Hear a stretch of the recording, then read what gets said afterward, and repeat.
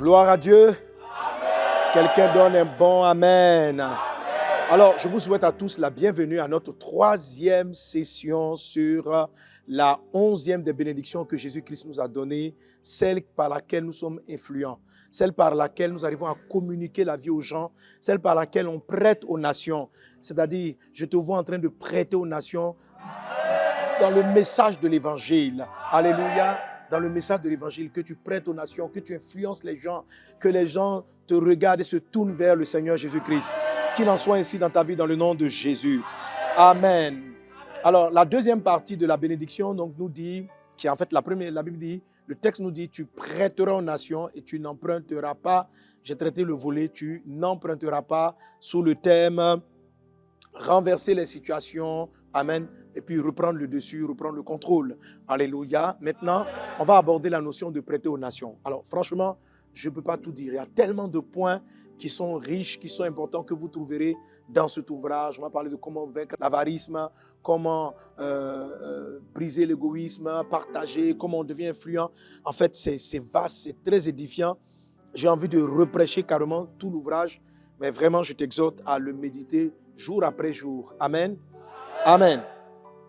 Alors, maintenant, je vais traiter donc sous le thème « Devenir une personne influente pour le royaume ». Toujours dans le cadre de la 11e bénédiction, c'est-à-dire ici, devenir une personne influente pour le royaume de Dieu. Ça, c'est notre thème de l'année. On veut conquérir les nations. Alors, comment est-ce qu'on devient une personne influente? Amen. Alors, en parcourant l'ouvrage, j'ai essayé de regrouper les vérités qui sont dites en 4 grands points. Amen. Aimer, monter, donner, travailler. Aimer, monter, donner, travailler. Dis avec moi, aimer, monter, donner, travailler. Aimer, monter, donner, travailler. Tu apprends un peu de donner encore. Ok, gloire à Jésus. Alors donc, c'est par ces points-là que le Seigneur va nous parler et tout dans cet ouvrage revient en détail sur comment développer ces différents aspects. Alléluia. Au nom de Jésus-Christ. Nous allons commencer nos textes par Matthieu chapitre 5, verset 13. Il est dit dans ce passage que nous connaissons certainement. La Bible dit, vous êtes le... Lisons-le ensemble. 1, 2, 3. Vous êtes le sel de la terre. Mais si le sel perd sa saveur, avec quoi la lui rendra-t-on? Il ne sert plus qu'à être jeté dehors et foulé aux pieds par les hommes. Vous êtes, verset 14, vous êtes la lumière du monde. Une ville située sur une montagne ne peut être cachée et on n'allume pas une lampe pour la mettre sous le boisseau, mais on la met sur le chandelier et elle éclaire tous ceux qui sont dans la maison.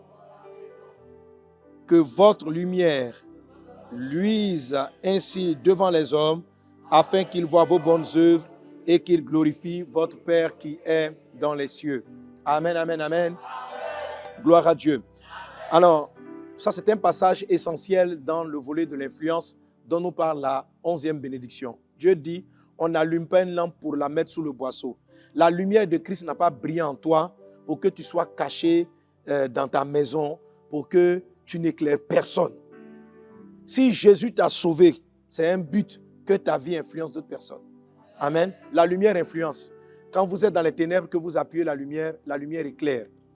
Si Jésus t'a sauvé, c'est parce qu'il veut que ta vie aussi éclaire. Amen. Tu dois être influent. Que tu sois influent dans le nom de Jésus-Christ de Nazareth. Donc, on n'allume pas une lampe pour la mettre sous le boisseau. Et il dit ceci, si un sel n'influence pas la sauce, si le sel n'influence pas la sauce, si le sel ne sale pas la sauce, il ne sert plus qu'à être jeté, être foulé aux pieds par les hommes. Un chrétien qui n'est pas influent va être influencé par le monde. Les gens vont lui marcher là-dessus. Si tu ne rentres pas dans ta dimension d'influence, les gens vont t'écraser. Si tu n'influences pas pour le royaume, tu serais écrasé. Peut-être que tu penses que tu as de l'argent, tu as les moyens, mais les gens se foutent de toi, ils t'abusent. Les gens vont abuser de toi. La Bible dit quoi?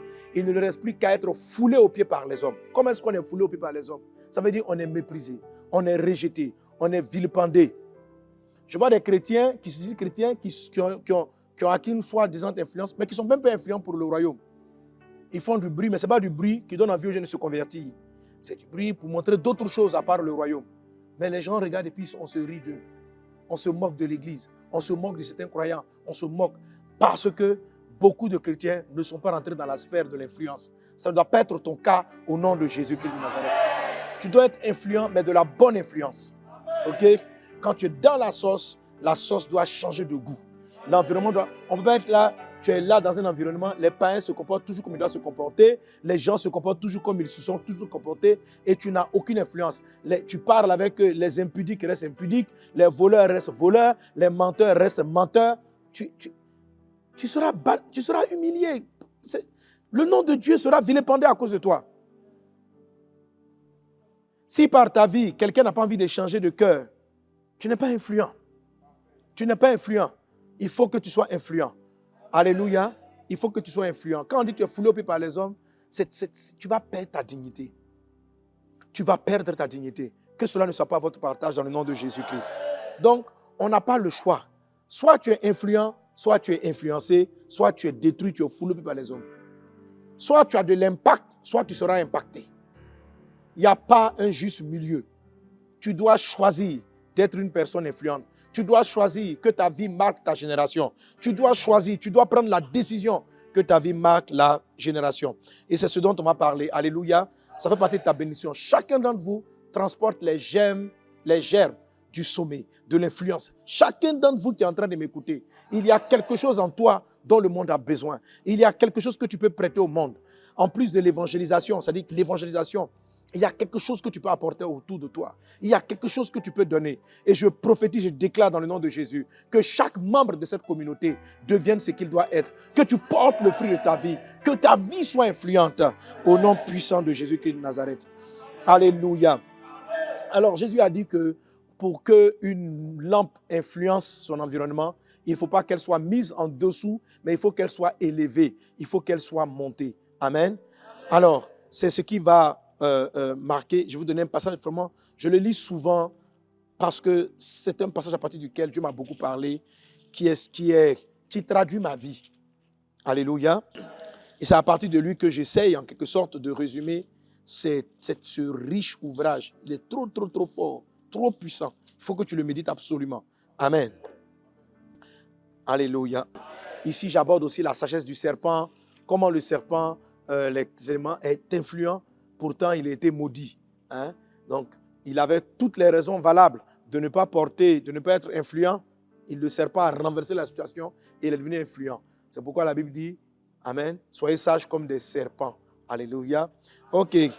Alors, mon premier texte, c'est Matthieu chapitre 5. Mon deuxième texte, pardon, Matthieu chapitre 5, verset 1. Il est dit, voyant la foule, Jésus monta sur la montagne.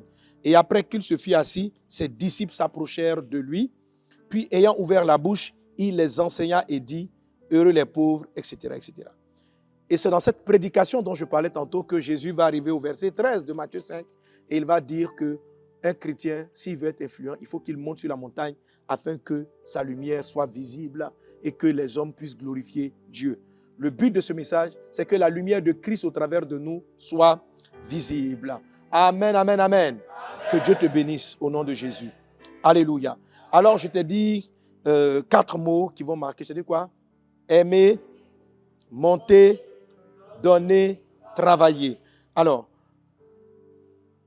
Matthieu chapitre 5, verset 1 nous dit pourquoi Jésus est monté sur la montagne. La Bible dit, voyant la foule, Jésus monta sur la montagne. Amen. J'entends pas ton amen. Amen. Voyant la foule, Jésus monta sur la montagne. Si tu lis encore Matthieu chapitre 9, verset 36, il est dit, voyant la foule, Jésus fut ému de compassion pour elle, parce qu'elle était languissante et abattue comme des brebis qui n'ont point de berger.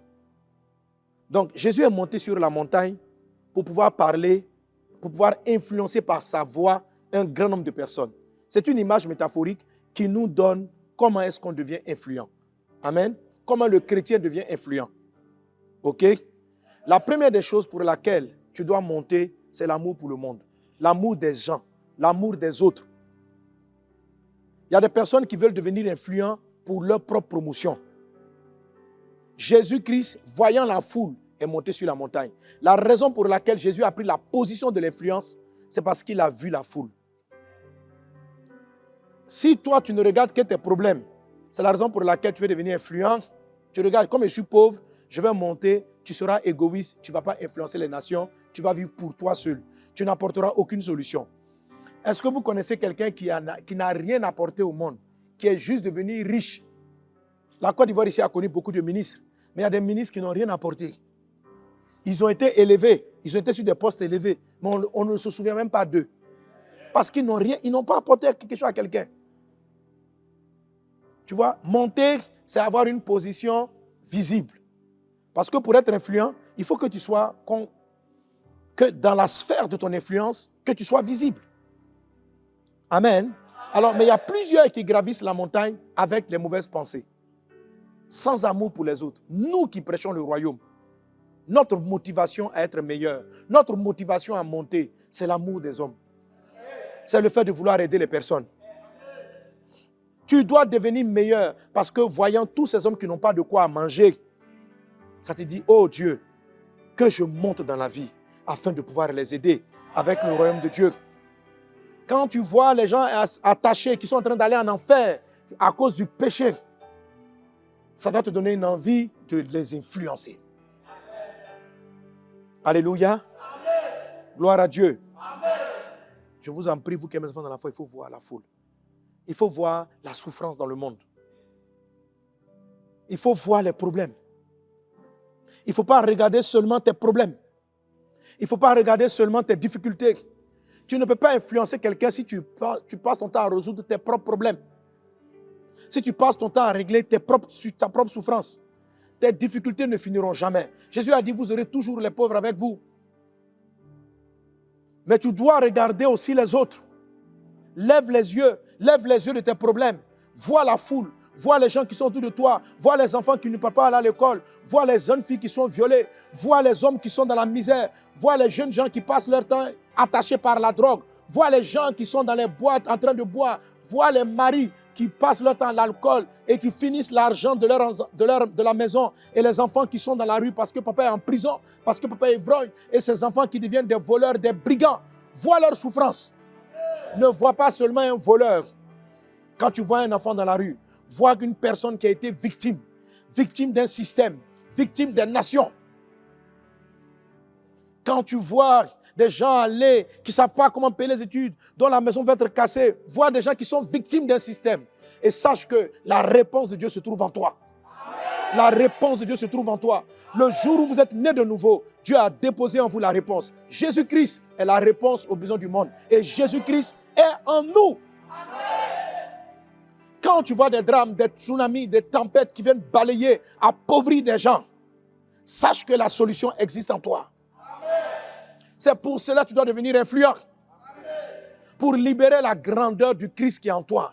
Tu dois devenir influent par les dons spirituels, influent par la prédication de l'évangile, influent par l'excellence de ton travail, influent parce que tu deviens un modèle. Tu dois devenir influent comme Joseph parce que tu domines et tu mets en place des systèmes économiques qui sont une bénédiction pour le système. Tu dois devenir influent parce que tu bâtis des écoles où on va craindre Dieu. Tu dois devenir influent parce que tu construis des entreprises où les frères ont du travail, où les gens peuvent manger, où les gens auront de quoi dormir. Tu dois devenir influent. Construire des entreprises. Tu dois devenir influent parce que tu as ouvert des écoles. Tu dois devenir influent parce que tu as vu les enfants dans la rue et que tu as créé des orphelinats où ils vont prier, où ils vont connaître Jésus, où on va leur parler de Christ. Tu dois devenir influent parce que tu as bâti un endroit où on va mettre toutes les mamans qui ont perdu leur mari, qui sont dans la pauvreté, dans la misère, les veuves qui meurent de faim. Tu dois devenir influent pour leur donner une maison. Tu dois devenir influent.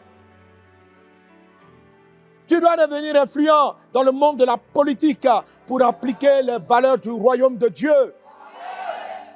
Tu dois devenir influent pour être un prédicateur de l'évangile qui va aller dans les recoins de la terre pour prêcher l'évangile. Amen. Tu dois devenir influent pour rentrer là où sont les rois et leur apporter la bonne parole de Dieu. Amen. Tu dois devenir influent pour t'asseoir à la table des rois et que tu discutes avec les chefs d'État et tu leur dis que Jésus les aime. Qui parlera de Dieu au président? Qui parlera de Dieu au roi d'Arabie, du Qatar et autres? Qui leur parlera de l'amour de Jésus? Ce sont des hommes qui sont prêts à recevoir des footballeurs, des stars.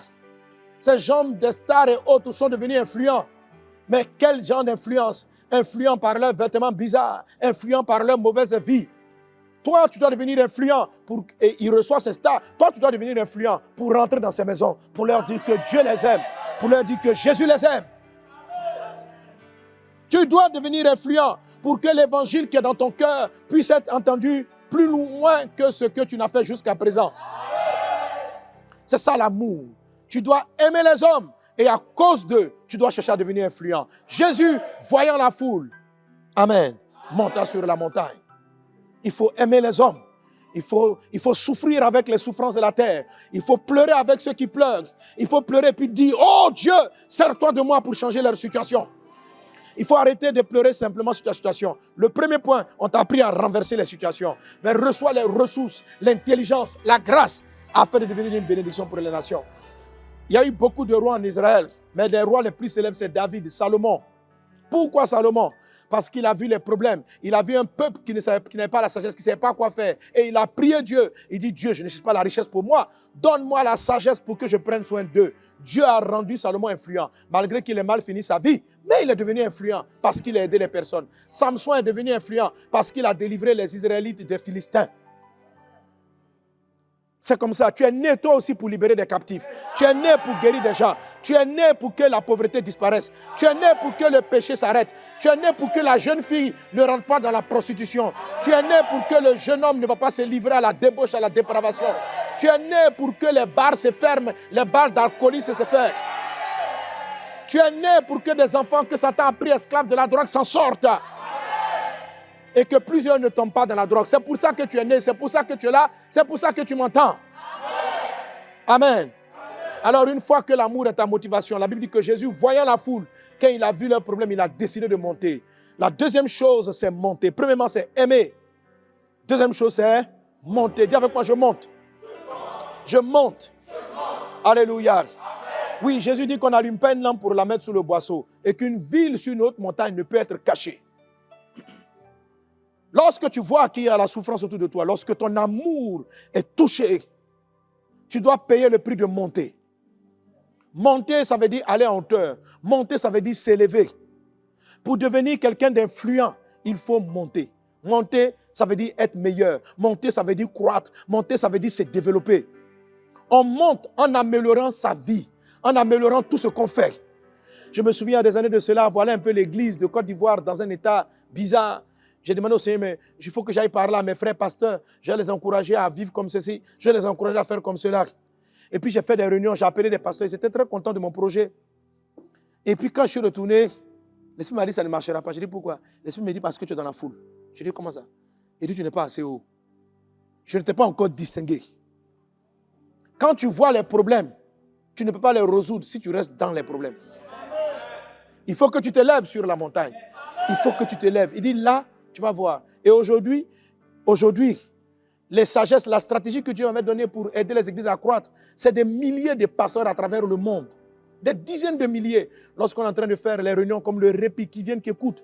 Le Seigneur me dit, tu vois, parce que tu es monté, tu as travaillé l'église, tu t'es développé, tu as amélioré dans ce que tu fais, parce que tu as gravi. Aujourd'hui, quand tu commences à dire, cher frère, la plupart des pasteurs, des frères t'écoutent. Pourquoi ils t'écoutent? Parce que tu as monté. Mais si tu étais dans la foule au milieu d'eux, toi-même, ton église, ton travail n'était pas distingué. Tu ressemblais à tout le monde. Mais tu as l'air de quel conseil? Arrêtez d'essayer d'être des coachs qui n'avaient pas réussi. C'est-à-dire, toi-même, on ne sait pas où. Tu n'as rien fait, mais tu as toutes les théories de truc. Si tu connais la théorie, monte. Réussis toi-même. Et puis quand tu auras réussi, maintenant, explique aux gens. C'est ce qu'on appelle monter. Sinon, tu ne seras pas influent. Toi, tu vas venir. Je connais 33 méthodes. Dieu va te donner un petit peuple, un groupe. Travaille avec eux, bosse avec eux, fais agrandir ton travail. Applique tes règles de leadership. Améliore-toi. La Bible parlant de Jésus dit que Jésus croissait. Avant de commencer à prêcher l'évangile, Luc nous dit quoi? Que Jésus croissait. Il était en progrès, en sagesse. Ça veut dire quoi? Que chaque jour, Jésus apprenait quelque chose d'autre pour être plus sage. Avant de se mettre à prêcher la parole de Dieu, Jésus même dans sa vie a commencé à monter la montagne. Il croissait en sagesse. C'est quoi croître en sagesse? Est-ce que c'est tous les jours il y avait des révélations de sagesse? Non. Il prenait le temps de se former. Il prenait le temps de s'améliorer. Il prenait le temps d'apprendre. Et il montait en sagesse. Monter sur la montagne, c'est croître. c'est croître en sagesse. Il faut croître, il faut progresser. Tu fais des évangélisations, tu évangélises, c'est bien, mais pendant que tu le fais, toi-même améliore-toi. Amen. Prends du temps dans la prière, augmente tout. Crois dans ta vie de prière, crois dans ta sagesse. La Bible dit que Jésus croissait en sagesse, en stature, en grâce. Jésus croissait en sagesse. C'est comme ça qu'on gravit la montagne.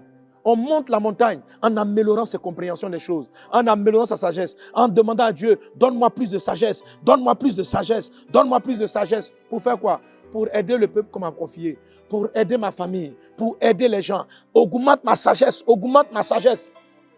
Alléluia. C'est comme ça qu'on devient influent. C'est comme ça qu'on monte la montagne. Jésus croissait en stature. C'est quoi la stature? C'est ta carrure.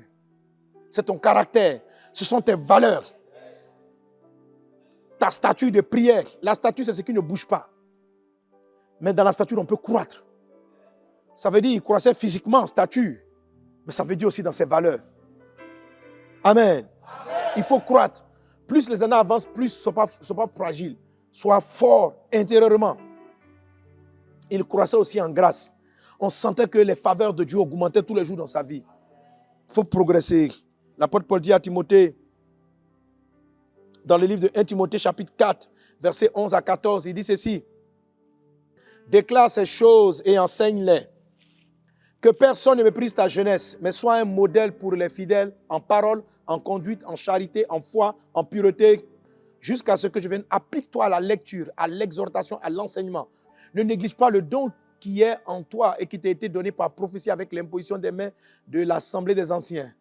Occupe-toi de ces choses. Donne-toi tout entier à elle afin que tes progrès soient évidents pour tous. Veille sur toi-même et sur ton enseignement et persévère dans ces choses, car en agissant ainsi, tu te sauveras toi-même et tu sauveras ceux qui t'écoutent. Amen. Pour que les gens qui sont autour de toi soient sauvés, lui-même, il devait progresser. Il devait progresser dans la lecture. Il devait progresser dans la méditation. Il devait progresser dans sa vie de prière. Et pour progresser, Paul dit, donne-toi tout entier. Écoutez, pour monter sur une montagne, c'est une décision. C'est une décision. On peut descendre d'une colline par accident. Mais on ne peut pas monter d'une colline par accident. C'est-à-dire que tu peux être là, tu te promenais dans la ville et puis un coup, tu es en haut. Non. Quand tu montes là, tes mollets te rappellent que tu es en train de grimper. Alléluia. Quelqu'un, on ne monte pas par accident. On monte parce qu'on a choisi. Aujourd'hui, pendant que tu m'écoutes, choisis demain d'être meilleur qu'aujourd'hui. En stature, en sagesse, en grâce.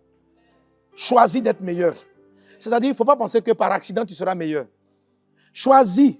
Tu t'arrêtes et puis tu dis, bon, moi là, je veux mieux prier. Moi là, je veux mieux connaître la parole de Dieu. C'est ce que Paul dit à Timothée. Il dit, tu vas te sauver, tu vas sauver toi. Je veux mieux faire ça. Il faut choisir d'être meilleur. Trop de gens ne montent pas. Le monsieur, il a appris la caméra, le niveau de la caméra qu'il a là. C'est le même niveau. Après 5 ans, est-ce que tu as progressé? Tu ne seras jamais influent. Jamais. Parce que tu ne veux pas monter, tu ne montes en rien. Et les gens veulent que, si tu ne montes pas là, si tu n'es pas influencé, si tu n'influences pas, tu seras influencé.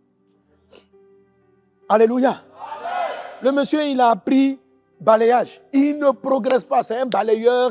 Le même balayeur qu'il y avait il y a 3 ans, c'est le même balayeur qu'il y a aujourd'hui. Quand tu te regardes, en termes de connaissances et en termes de compétences, entre maintenant et l'année dernière, est-ce que tu sais quelque chose que tu ne savais pas? Est-ce que ta sagesse a augmenté? Est-ce que ta connaissance a cru? Ça a cru par accident ou par choix délibéré? Si c'est par accident, c'est que tu n'as pas de progrès. C'est-à-dire que tu étais là comme ça et puis un coup, tu as fait une expérience. Ah, je viens de découvrir ça dans mon ordinateur. Ce n'est pas comme ça on progresse. Et toi, tu es un informaticien. Et puis c'est par hasard, tu frappes, et puis un coup, tu découvres des choses. Non. Tu es musicien. Et puis à un moment donné, c'est à force de jouer que tu progresses. Ce n'est pas le bon progrès. Le bon progrès, on apprend. Monter là, c'est un choix.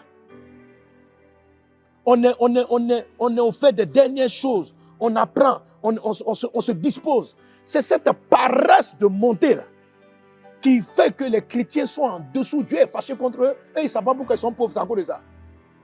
Mais ils ne progressent pas, il n'y a pas de progrès et ils ne gravissent rien. Ils sont arrêtés, ils sont montés jusqu'au premier étage de la montagne et puis ils sont assis là-bas. Alléluia, gloire à Dieu. Je dépasse 10 personnes. C'est qu'elle a fait ça. Tu es sur le flanc, tu vas redescendre tout de suite. Il faut gravir encore.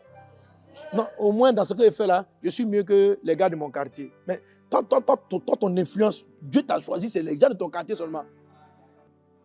Et dans ma famille là, j'ai un peu plus de ressources qu'eux. Mais ça fait quoi? Donc toi, tu n'aimes pas le monde pour aider plus de personnes. A, il faut aimer. B, monte. Ésaïe chapitre 40, verset 9. Monte sur une haute montagne, Sion, pour publier la bonne nouvelle. Élève avec force ta voix, Jérusalem, pour publier la bonne nouvelle. Élève ta voix, ne crains point. Dis aux villes de Juda, voici votre Dieu vient. Alors, monte, monte. Choisis de monter. Choisis de monter. Tous les pasteurs que tu vois qui sont influents pendant des années sont des gens qui montent, mon frère. Qui montent, qui s'améliorent.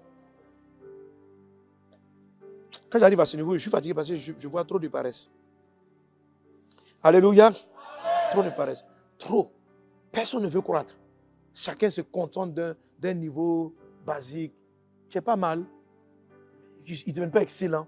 Ils ne sont pas meilleurs. Ils se contentent de cela et puis c'est fini. Quand tu arrives, tu dis, ouais, tu es frappé. Tout ce que j'ai mis en toi là, c'est si tu t'es arrêté. Alléluia. Et tu comprends que le monter là, c'est dans tous les domaines. Amen. Après monter, il y a quoi? Donner. Alléluia.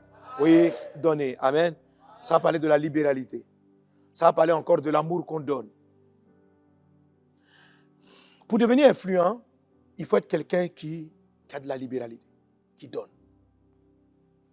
Amen. Il y a des personnes qui pensent toujours que... C'est-à-dire qu'on ne peut pas devenir influent si tu penses que tu n'as jamais suffisamment pour donner. La Bible dit, si tu as 2 tuniques et quelqu'un n'a pas une tunique, partage-lui ta tunique. Donne-lui ta tunique. Donne-lui la deuxième. Ça veut dire qu'on peut commencer à donner à partir de 2. Tu n'as pas besoin d'être parfait pour commencer à donner. Tu n'as pas besoin d'être arrivé au bout de la montagne pour commencer à aider quelqu'un, pour commencer à donner un conseil. Bon, pas un conseil, pour commencer à partager ce que tu as. Partage. Sois rempli de partage. Sois rempli de libéralité. Alléluia. Amen. Hébreux 13, 16. Et n'oubliez pas la bienfaisance et la libéralité, car c'est à de tels sacrifices que Dieu prend plaisir. 1 Timothée 6, 18. Recommande-leur de faire du bien, d'être riches en bonnes œuvres, d'avoir de la libéralité et de la générosité. En effet, qu'est-ce que le Seigneur dit? Il dit que les hommes voient vos bonnes œuvres et ils glorifieront votre Père qui est dans les cieux. Pour que le royaume de Dieu soit prêché. Nos œuvres de qualité. Donc plus je monte, plus je m'améliore, mais je dois avoir de la libéralité. Je dois donner. 1 Timothée 6, 18. Romains 12, 8. Et celui qui exhorte à l'exhortation, que celui qui donne le fasse avec libéralité, que celui qui préside le fasse avec zèle, que celui qui pratique la miséricorde le fasse avec joie. 2 Corinthiens chapitre 9, verset 11. Vous serez de la sorte enrichis à tous égards par toute espèce de libéralité qui par notre moyen feront offrir à Dieu des actions de grâce. Amen. La libéralité est un moyen de s'enrichir. Donner. Alléluia. Amen. Si vous ne cultivez pas l'art du donner, vous allez vous appauvrir. Pour être influent, il faut aimer donner. Partager, il faut aimer donner. On reçoit de Dieu et on donne. Alléluia. On reçoit de Dieu et on donne. Sois riche en libéralité dans le nom de Jésus. Alors dans le livre, on va toucher tout ce qui est avarice. Le contraire, c'est l'avarice, l'égoïsme, l'égocentrisme, tout ça. Ce sont des émotions qui ont pris le monde. Il ne faut pas emprunter ça du diable. Mais sois quelqu'un qui partage, qui pense aux autres et qui donne avec le peu que tu as. Amen. Après, donner, il y a quoi? Travailler. Alléluia. Travailler. Alors, quand Dieu a mis Adam et dans le jardin d'Éden, il leur a dit ceci, travailler. Il dit cultiver et garder le jardin.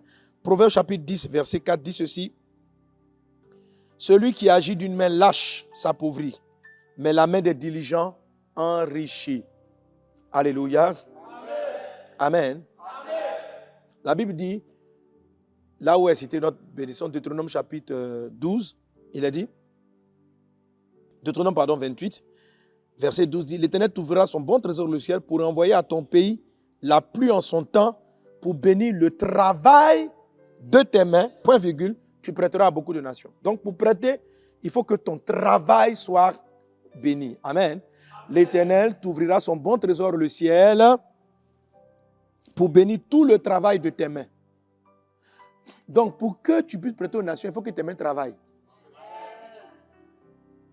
Et c'est tout le travail qui sera béni. Autrement dit, le contraire du travail, c'est la paresse. La paresse, c'est toutes les raisons valables qu'on se donne pour ne pas travailler. Amen. Soyez des bosseurs. Alléluia. Amen. Voilà. Amen. Quand vous me voyez là, je travaille, non? Est-ce que c'est paresseux? Hein? Souvent mes amis passent me dit non, parce que vraiment, tu fais des enregistrements, tu fais des chants, tu suis les croisades, tu prépares les enseignements, tu rends visite, tu pries pour les gens. Je travaille, j'écris les dévotionnels, j'écris. Là, quand je finis toi là, je m'en vais écrire, j'écris seulement. Il faut travailler. Il faut travailler. Il faut travailler. Que toute paresse soit bannie de votre corps dans le nom de Jésus.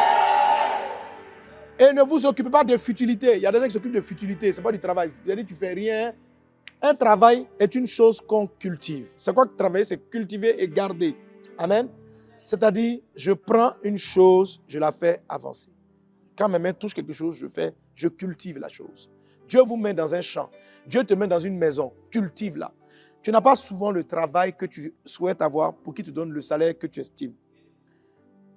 Jésus ne fait pas le... Dieu amène Adam et Ève à travailler, pas dans le sens de les enrichir au départ, mais pour cultiver et garder, c'est-à-dire améliorer tout ce que vous touchez. Alléluia. Si tu as un petit boulot, travaille avec diligence, fais-le réussir. Comme Paul le dit à Timothée. Amen. Ça, fais-le cultiver, fais-le réussir. Et deuxième chose, il faut le garder. Le travail, c'est garder. Travailler, c'est développer. Cultiver, ça veut dire développer les choses. Semer, développer, arroser, tout ça. Garder, c'est la protection. Amen. Il faut apprendre à garder le fruit de ton travail. Il faut apprendre à garder ton travail. Il faut apprendre à ne pas perdre. C'est un grand travail intellectuel. C'est le garder là qui développe la sagesse. David a développé la nation d'Israël. Salomon l'a gardé. Il faut apprendre à la garder. Il faut apprendre à... Garder vous fait travailler votre sagesse.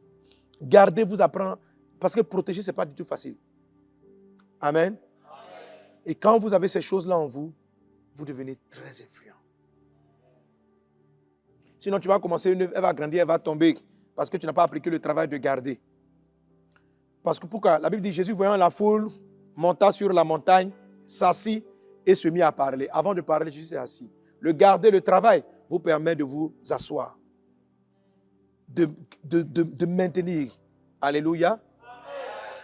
Cela n'enlèvera pas. Mais si, par exemple, le travail, tout ce travail abattu, on doit le perdre parce qu'on n'a pas gardé. Les gens diront, il y a une histoire, un homme de Dieu. Une église qu'on appelait Vasonneur. Cela n'aura pas lieu au nom de Jésus. Amen. Nous devons réfléchir pour que l'influence, pour que ça bénisse les nations, l'influence demeure avec les années. La réflexion de conserver ce que Dieu vous a donné est une grande sagesse. C'est ça le travail. Le travail, c'est cultiver, c'est garder. C'est ne pas être paresseux, c'est toucher, faire progresser tout ce qu'on touche et c'est garder. Que Dieu te bénisse abondamment. Que la grâce et la paix du Seigneur soient avec toi. Alléluia. Alors, il y a beaucoup de choses à dire là-dessus, mais tu pourras voir cet ouvrage et le développer. J'ai essayé de regrouper l'ensemble dans ces 4 points. Aimer, monter, donner, travailler. On reprend. Aimer, monter, donner, travailler. Que la grâce et la paix du Seigneur soient avec toi. Donne l'évangile au monde. Prêche la bonne nouvelle de Jésus-Christ.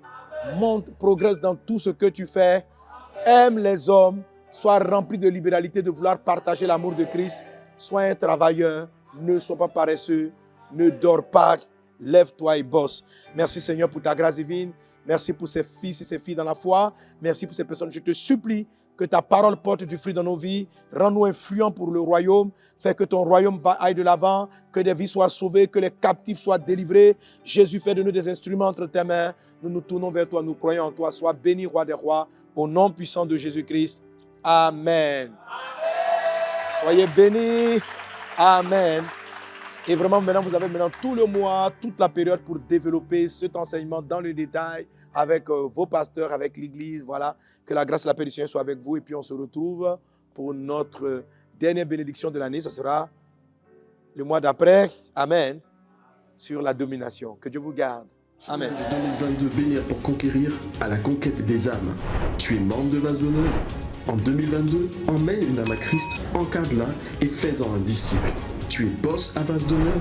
Emmène 2 âmes à Christ, fais-en des disciples, des boss.